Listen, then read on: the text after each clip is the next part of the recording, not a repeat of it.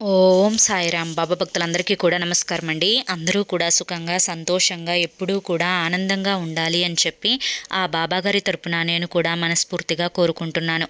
ఈరోజు బాబాగారు అందించే సందేశం ఏంటి అంటే కనుక, తల్లి, నీ గురించి నీకే తెలియని పచ్చి నిజాన్ని నీకు ఇప్పుడు చెప్పబోతున్నాను. ఈ యొక్క నిజం నీకు తెలిసిన తర్వాత అదృష్టాలన్నీ కూడా నీ గుమ్మంలోకి వచ్చి ఉంటాయి. ఇది కనుక నువ్వు ఎందుకులే అని చెప్పి నిర్లక్ష్యం చేశావు అంటే నిజంగా నీ యొక్క కర్మే అమ్మ అని చెప్పి చెప్పొచ్చు. అసలు ఏంటి ఆ నిజం? ఏ నిజం నాకు తెలియాలి బాబా అని చెప్పి నువ్వు నన్ను ప్రశ్నిస్తే ఈ వీడియోని నువ్వు చివరి వరకు చూస్తేనే ఆ నిజం అనేది నీకు అర్థమవుతుంది. ఇక ఆలస్యం చేయకుండా వీడియోలోకి అయితే వెళ్ళిపోదామండి. వీడియోలోకి వెళ్ళే ముందు ఎవరికైతే బాబా గారి మీద పూర్తి నమ్మకం విశ్వాసం ఉంటాయో వారందరూ వీడియోకి ఒక లైక్ ఇచ్చి వెంటనే హైప్ ఇవ్వడం కూడా మర్చిపోకండి. దానికంటే ముందు చాలామంది కూడా చెప్పుకోలేనటువంటి సమస్యలతోటి సతమతమైపోతూ వాటిని ఎలా తీర్చుకోవాలో తెలియక ఇబ్బంది పడిపోతూ ఉంటున్నారు. అటువంటి వారి కోసం శ్రీ షిరిడి సాయిబాబా ఆశీస్సులతో జ్యోతిష్యం చెప్పబడును గురూజీ శివరామరాజు గారు. Phone number 9959422552. మీరు ఇప్పటి వరకు ఎన్నో చోట్ల జ్యోతిష్యం చెప్పించుకొని మీరు ఆశించిన మార్పులు మీ జీవితాలలో జరగలేదని చెప్పి బాధపడి ఉంటారు. కానీ ఇక్కడ అస్సలు అలా జరగదండి. మీ సమస్యలు ఏవైతే ఉన్నాయో, ప్రేమ, పెళ్లి, ఉద్యోగం, రాజకీయం, సంతానం లేక ఇబ్బంది పడుతున్న, భార్యాభర్తల మధ్య గొడవలున్నా, అప్పుల సమస్యలున్నా, శత్రువుల సమస్యలున్నా అవేంటో మీరు గురువుగారికి వివరించి చెప్పినట్లయితే వాటికి తగిన పూజలు చేసి గురువుగారు మీకు రోజులలోనే పరిష్కారాన్ని చూపిస్తారు. గురువుగారు చెప్పింది చెప్పినట్లు 100కు 1000% జరుగుతుంది. నమ్మకం స్క్రీన్ మీద కనిపిస్తున్న నెంబర్కి అయితే కాంటాక్ట్ అవ్వండి. అంతేకాకుండా భార్యాభర్తల మధ్య వశీకరణ, స్త్రీ మరియు పురుషుల మధ్య వశీకరణ కూడా 100% జరపబడును. మాకున్నటువంటి ఎన్నో రకాలైన సమస్యలు గురువుగారు చేసిన పూజల వల్ల తీరాయి. మీరు కూడా వెంటనే కాంటాక్ట్ అవ్వండి. ఇక ఆలస్యం చేయకుండా బాబాగారి యొక్క సందేశం ఏంటో ఇప్పుడు మనం తెలుసుకుందాం. తల్లి, ఎప్పుడైనా కానీ నా గురించి నాకు మాత్రమే తెలుసు అని చెప్పి అందరూ కూడా అనుకుంటూ ఉంటారు. కానీ నిజానికి ఎవరి గురించి వారికి చాలా తక్కువగా తెలుస్తుంది.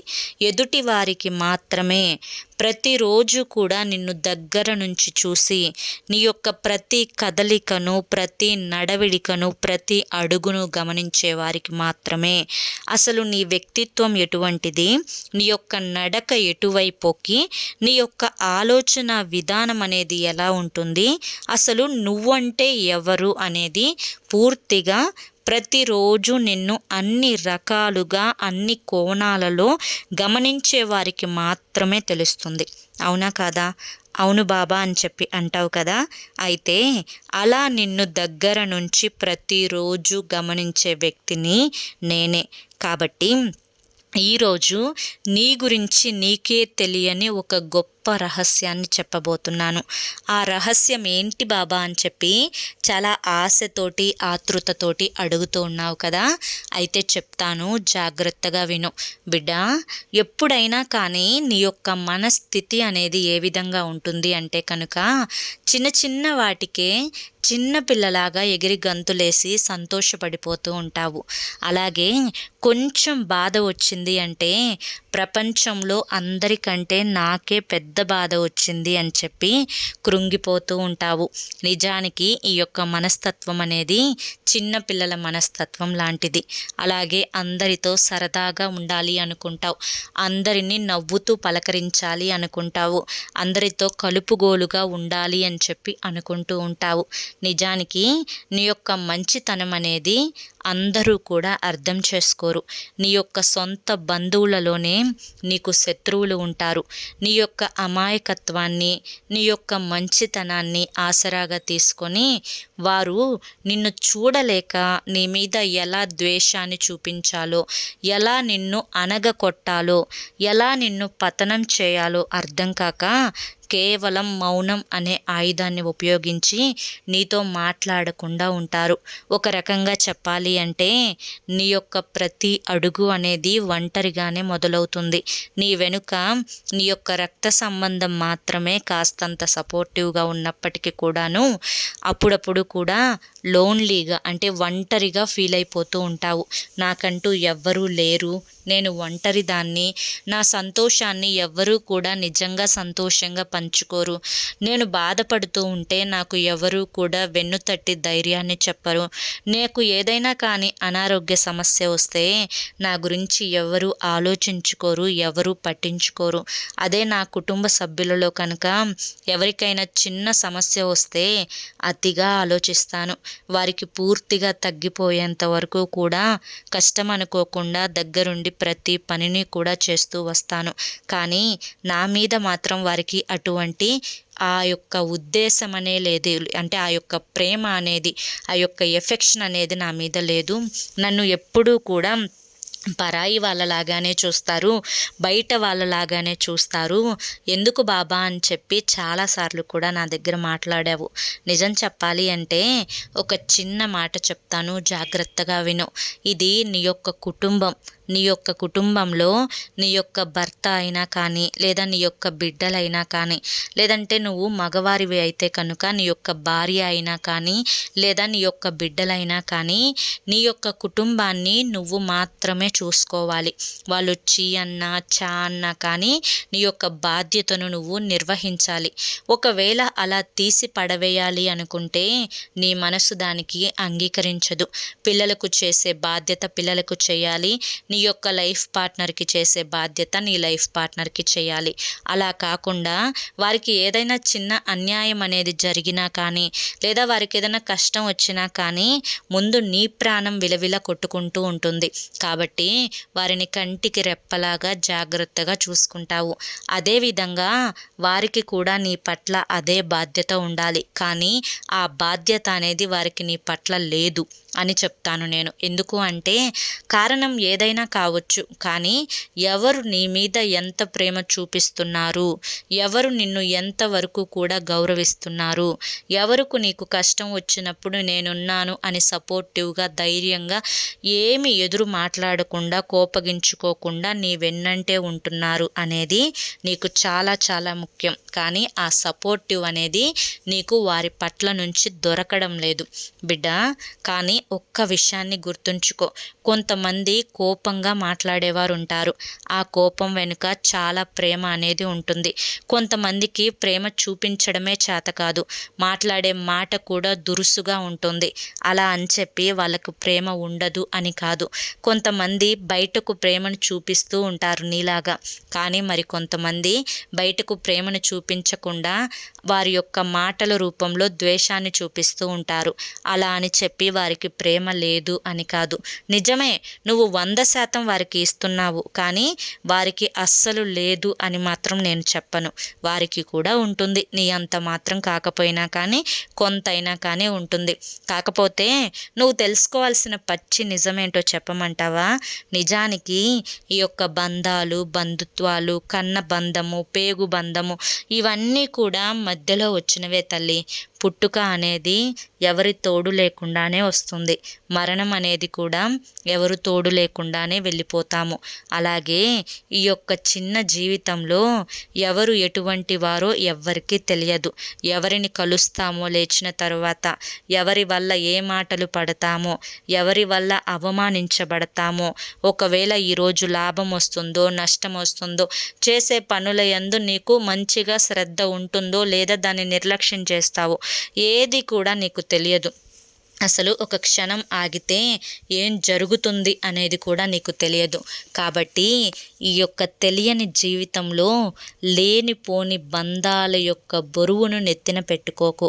అలాగే దేని గురించి కూడా అతిగా ఆలోచించకు. అది రక్త సంబంధమైన, లేదంటే కనుక తాళి కట్టిన బంధమైన, లేకుంటే కనుక మరి ఏ ఇతర బంధమైనా, పేగు బంధమైనా కానీ ఎవరితో నీకు ఎంతవరకు బాధ్యత ఉంటుందో అంతవరకు నిర్వర్తించు.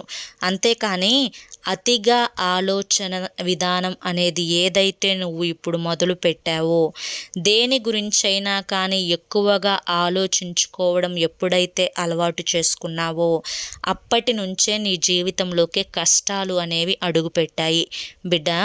ఒక్కటి అడుగుతాను, ఈ ప్రశ్నకు నాకు సూటిగా సమాధానం చెప్పు. నువ్వు అతిగా ఆలోచించుకోవడం వల్ల నీకు ఏదైనా కానీ లాభం వస్తుందా? లేదా జరిగిపోయిన నష్టం అనేది నువ్వు ఆలోచించడం వల్ల తిరిగి లాభం రూపంలో పొందగలుగుతావా? లేదా నీ యొక్క ఆలోచన ఎవరి యొక్క మార్పు కోసమో ఆ మార్పు అనేది నీ ఆలోచన విధానంతో జరుగుతుందా?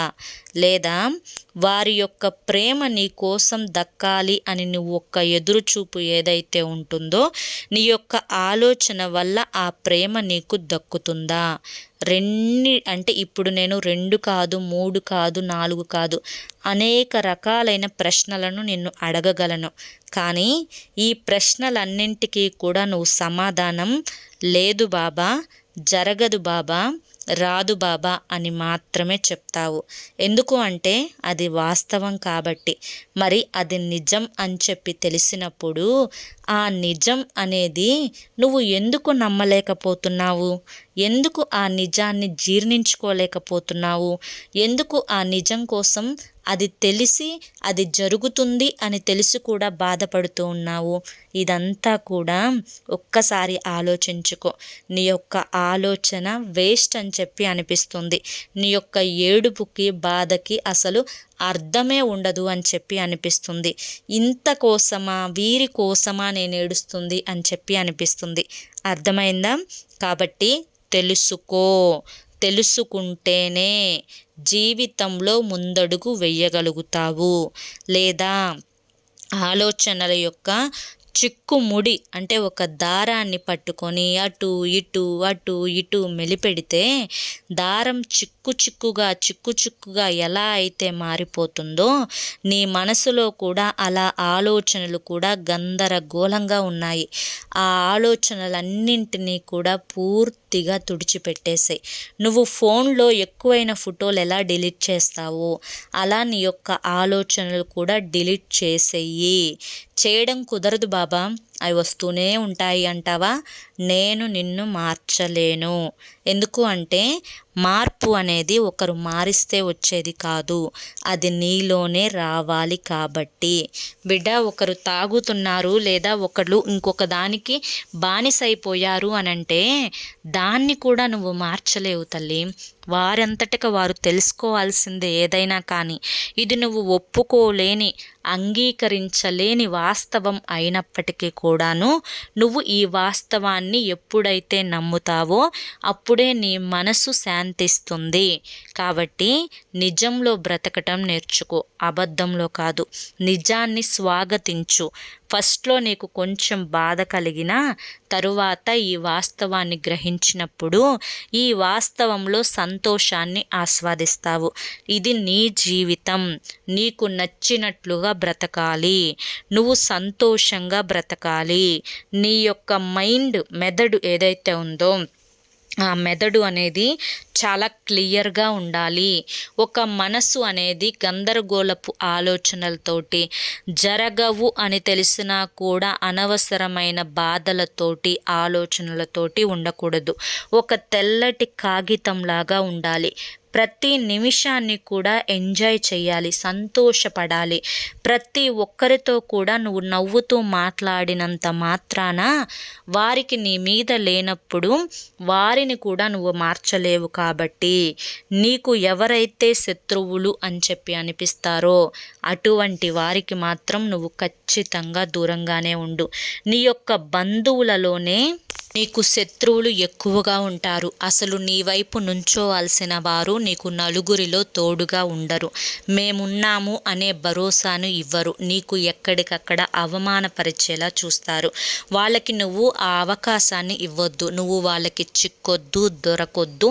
వాళ్ళ చేత ఒక మాట కూడా పడొద్దు. నిన్ను నువ్వు చూసుకుంటూ, నీ ఆరోగ్యాన్ని నువ్వు చూసుకుంటూ, చక్కగా టైంకి తిన్నామా, టైంకి పడుకున్నామా, ఈ రోజంతా హ్యాపీగా గడిచిందా, నా పని ఏంటి, నా పనిని నేను చక్కగా చేసుకుంటూ వెళ్తున్నానా, నచ్చిన వారితో మాట్లాడుకుంటూ ఉన్నానా, హ్యాపీగా గడిచిపోతుందా రోజు, ఇంట్లో పిల్లల్ని చక్కగా చూసుకుంటున్నానా, ఇంట్లో భార్యను లేదా భర్తను మంచిగా చూసుకుంటున్నానా, హ్యాపీగా రోజు గడిచిపోతుంది. ఇంతవరకే చూసుకో తల్లి. ఇప్పుడు ఈ రోజు గురించి మాత్రమే ఆలోచించు. రేపు ఏం జరగాలి అనేది ఈశ్వరుని యొక్క అనుగ్రహం. నువ్వు అనుకుంటే ఏది జరగదు అలా అని చెప్పి నువ్వు ఆలోచన చేయకుండా కూడా అస్సలు ఉండకూడదు.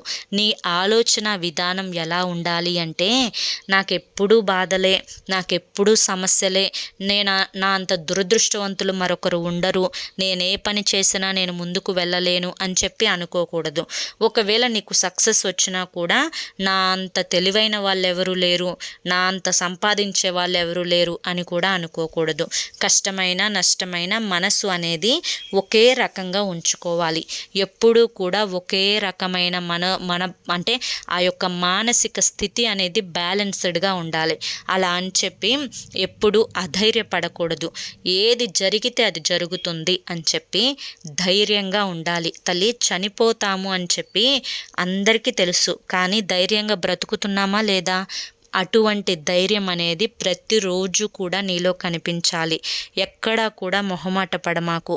కొన్నిసార్లు కొంతమంది వ్యక్తుల దగ్గర కాదు లేదు అని చెప్పడానికి కొంచెం మొహమాట పడుతూ ఉన్నావు.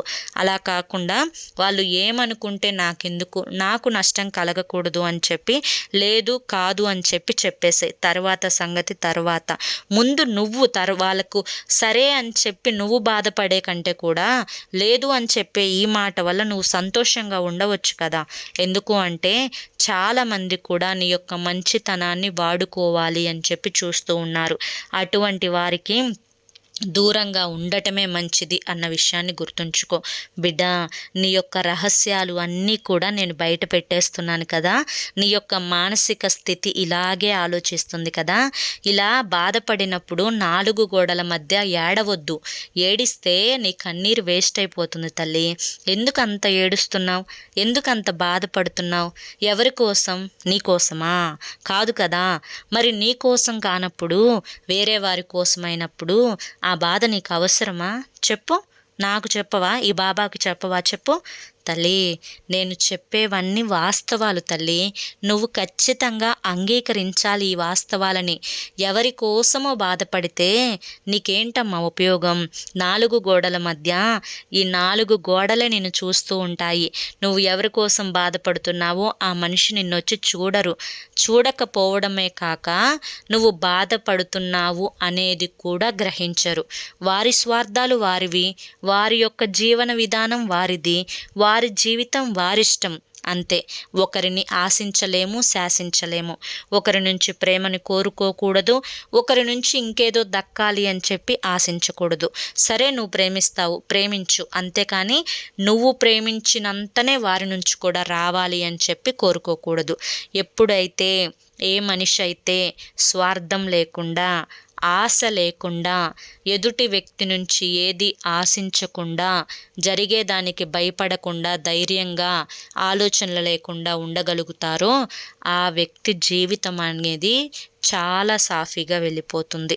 ఆ వ్యక్తికి ఎందుకంటే కష్టం వచ్చినా తట్టుకుంటాడు, నష్టం వచ్చినా తట్టుకుంటాడు, దుఃఖం వచ్చినా తట్టుకుంటాడు. తల్లి, వీటన్నింటితో పాటుగా నువ్వు కొన్ని ముఖ్యమైన పనులు కనుక చేసుకోగలిగితే నీ జీవితంలోకి అదృష్టాలు కూడా వస్తాయి. ఇప్పుడు కార్తీక మాసం వస్తుంది కదా, కార్తీక మాసం వచ్చింది కదా. ఈ యొక్క కార్తీక మాసంలో ఏదైనా కానీ ఒక సోమవారం రోజు, కార్తీక మాసం అనే కాదు విడి రోజుల్లోనైనా కానీ ఏదైనా కానీ ఒక సోమవారం రోజు శివయ్య దగ్గరికి వెళ్ళి నీ కష్టాన్ని, బాధని అన్నింటినీ కూడా ఆయనకి చెప్పి ఆయనకు పాలతోటి అభిషేకం చెయ్యి. బోలాశంకరుడు కదా, నువ్వు ఏది అడిగినా కూడా ఖచ్చితంగా చేస్తారు. ఆ శంకరుడిని నమ్మిన వాళ్ళు ఎవ్వరూ కూడా ఇంతవరకు కష్టాలు పడిందే లేదు, బాధలు పడిందే లేదు. ఒకటి నీ నుంచి దూరమైంది అంటే దానివల్ల నీకు నష్టం వస్తుంది అన్న ఉద్దేశంతో దూరమైందేమో, అంతేకాని అది నీకు దక్కడం వల్ల ఏదైనా నష్టాలు జరగవచ్చేమో. ఎప్పుడైనా కానీ ఏదైనా కానీ నీకు దక్కింది శివప్రసాదంగా భావించాలి, నీకు దక్కకుండా వెళ్ళిపోయింది శివార్పితంగా భావించాలి. అలా అనుకోవడమే తప్ప ఈ జీవితంలో అనవసరమైన ఆశలకు పోకూడదు, అనవసరమైన ఆలోచనలకి పోకూడదు, అనవసరమైన బాధలు కూడా పడకూడదు. అర్థమైందా? ఇలా ఉంటేనే అదృష్టాలు నీ జీవితంలోకి అడుగు పెడతాయి. ప్రతిరోజు కూడా సంతోషంగా ఉండగలుగుతావు అని ఈరోజు బాబాగారు మనకి చాలా చక్కటి సందేశాన్ని అందించారండి.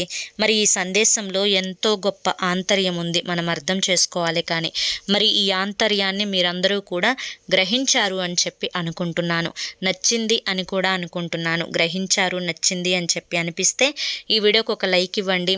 లైక్ ఇచ్చిన వెంటనే హైప్ అని వస్తుంది, హైప్ ఇవ్వండి. మొదటిసారి మన సాయి పిలుపు ఛానల్లోకి వచ్చినట్లయితే మన ఛానల్ని సబ్స్క్రైబ్ చేసుకొని సపోర్ట్ చేయండి. రేపు మరొక మంచి వీడియోతోటి మళ్ళీ కలుసుకుందాం. అంతవరకు కూడా బాబాగారి యొక్క ఆశీస్సులు అనేవి మీ మీద, మీ కుటుంబ సభ్యుల మీద ఎల్లకాలం ఉండాలి అని చెప్పి మనస్ఫూర్తిగా కోరుకుంటూ సర్వేజన సుఖినో భవంతు. ఓం సాయిరామ్.